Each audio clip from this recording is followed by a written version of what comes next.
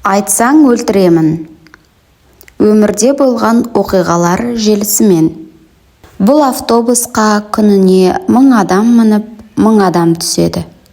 Таң рауандап атқанда Бектаспен бірге автобусқа отырғаннан кешке дейін түспейтін бір ғана жан.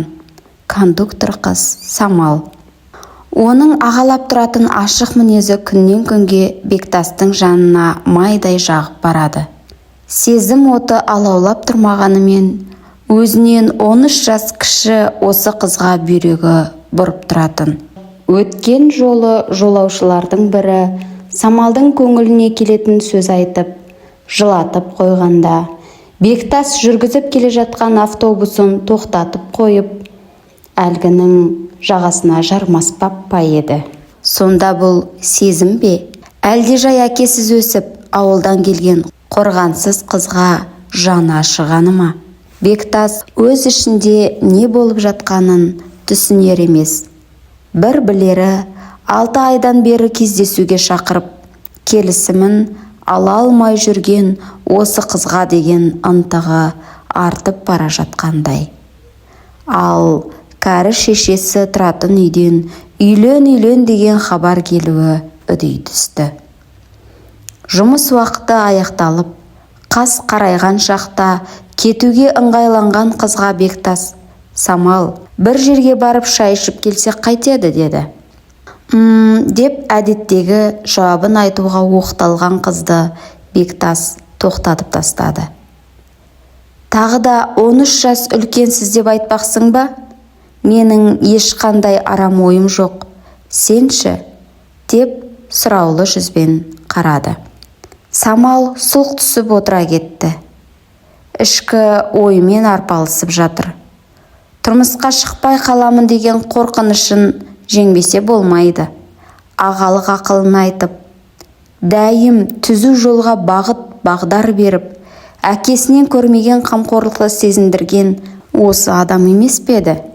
Қасы көзі қиылған, өңді қыз түрлі сылтау тауып, жанына жуған жігіттен тез құтылғысы кеп тұратын. Ер адамның барлығы жек көрінішті деген ойынан да арылып келе жатқаны осы Бектастың арқасы. Не болса да бұл кісіге бар шынымды айтайын. Соңғы сөзді өзі айтар деп ойлады. «Көндірдіңіз аға, мен үйге барып, киімімді ауыстырып шығайын». Темір есік ашылып, жарық түскен кезде әр жағынан шығып келе жатқан Самалды бұл танымай қалды. Бағанағы қалың жінсі шалбары жоқ, мүсінін айқындап тұратын ұзын қара көйлек киіпті. Аяғында жылтыраған биік өкшелі қара туфли. Көзіне білінер білінбес бояу жаққан екен. Бектас сонда да байқап қойды. Күндегіден ажарлана түскен бе? Қалай өзі?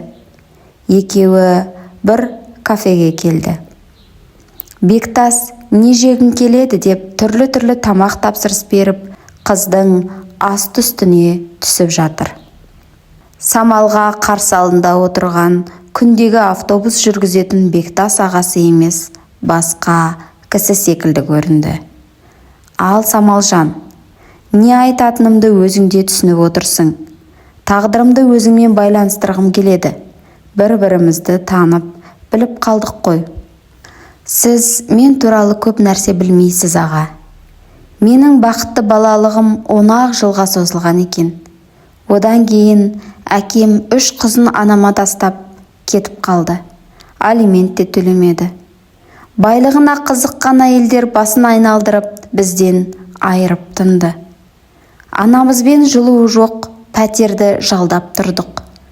Қыстың суығында не көмір, не нан алатын ақша жоқ, тозақ өмір басталды. Анам күйзеліске түсіп, қайта ауырып жатып қалатын болды. Бізді нағашыларымыздың ауылына апарып, аяққа тұрған соң алып кетемін деп, қайтадан қалаға кетті. О жақта да жағдайымыз мәз болмады. Ешкім бізге бала ғой деп аузымызға тәтті тоспады.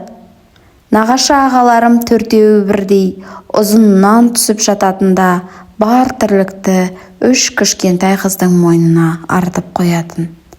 Сіңілім екеуміз кезектесіп қой бақтық, қора тазаладық. Кіші сіңілім бақшаға қарайтын. Су тасу, отын жару бәрі біздің мойнымызда еді.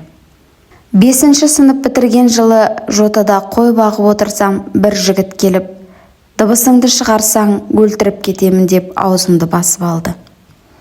Қатты қорыққаннан көзімді жұмып алдым. Ары қарай не болғанын білмеймін. 1 апта бойы қатты ауырып дұрыс отыра алмай жүрдім. Үйдегілерге ештеңе білдірмеуге тырыстым. Олар да біздің жағдайымызға аса бас қатырмайтын. Шөп тасулы, қора тазалаулы болса болды. Одан кейін қой бағуға да қатты қорқып қалдым. Анамызды көрмегелі 1 жылға жуықтады. Бір күні анам қаладан келді. Көзі шүңірейіп, өңі қашып кеткен. Қара су қатқан нан жесекте сізбен бірге тұрғымыз келеді. Алып кетіңізші деп ебіл-дебіл жыладық.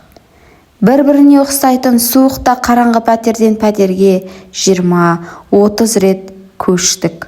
Анамның сонда жаман ауру, рак ауруына шалдыққанын сонда білдік. Кейін ота жасатып, оған Алланың шипасы тиіп, дертті жеңді. Міне, сіз мен туралы шындықты естіп отырған алғашқы адамсыз. Енді сөзіңізді қайтып аламын десеңіз де ренжімеймін. Бектас тіл қатпастан самалды үйіне шығарып салды.